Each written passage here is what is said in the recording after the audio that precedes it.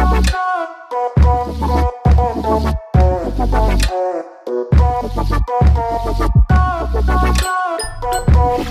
guys! Welcome back to my channel.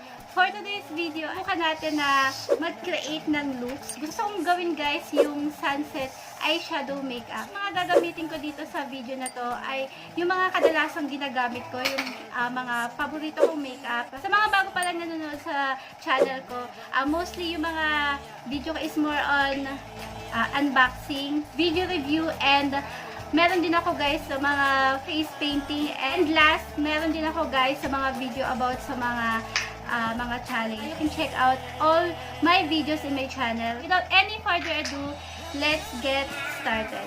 So yun guys, hindi pa ako nakapag-foundation, nag-moisturize lang ako ng face, and ang unahin natin yung eye makeup. First ko ilalagay itong MHG Magic CC. Sobrang bet ko itong concealer na to ng MHG, pero 2 shades lighter siya sa shade ko.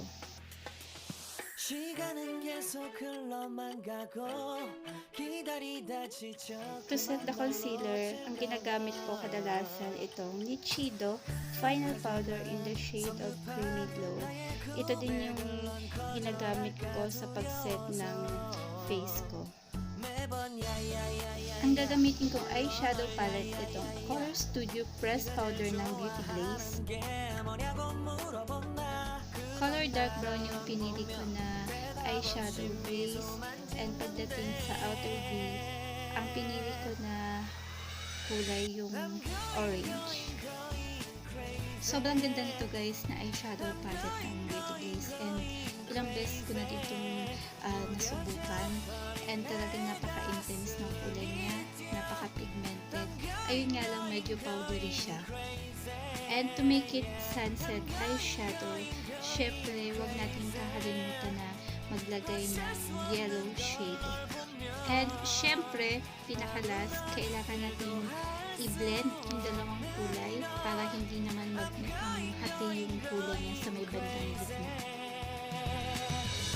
And for the eyelids, kung anong kulay ng eyeshadow mo, yun din yung ilalagay mo. So I pick color yellow and orange.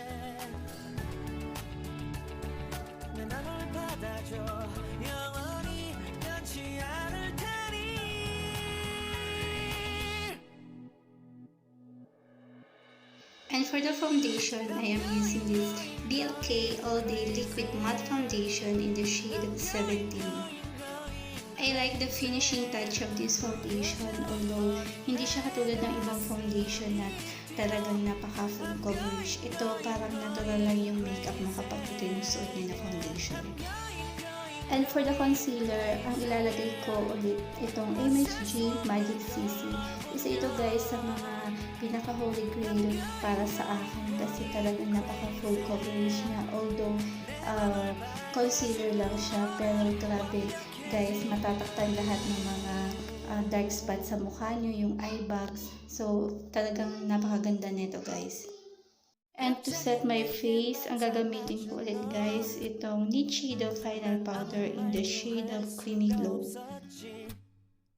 And for the contour, I will be using this Vice Aura Collection in the shade of Confirm. Kailangan ko maglagay guys nito na pang contour, lalo na lumalapad na yung face ko.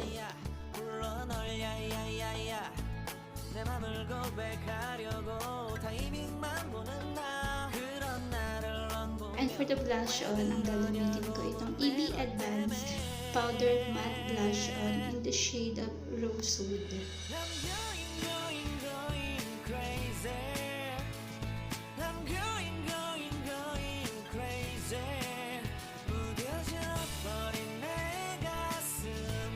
Ginawa ko na off-cam yung kilay ko, para ang ginamit ko itong Nichido Brow Master Eye Pencil in the shade of Cocoa. And for the highlighter, ang gamit ko itong Aura Collection ng Vice in the shade of Splendid. Ang ganda nito guys na halos masisilaw ka talaga kasi hindi ganun kalaki yung mga chunks niya, and napaka-pino ng formula niya.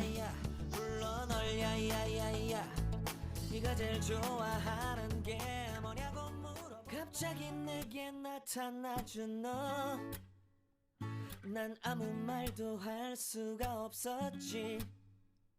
첫눈에 반한다는 이야기가 널 보는 순간 And for the wing liner, I will be using this cut liner ng Embelly. And for the lips, I choose Your Mind by For You Too in the shade of My Dear.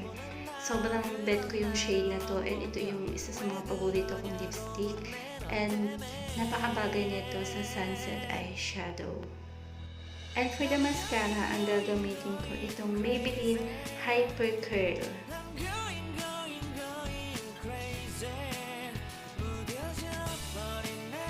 And to make this look more perfect, gagamit tayo ng falsies. Ang ginagamit ko guys, kadalasan na lashes, itong Taiwan falsies. Napakaganda nito at hindi siya ganun kahirap na i-apply.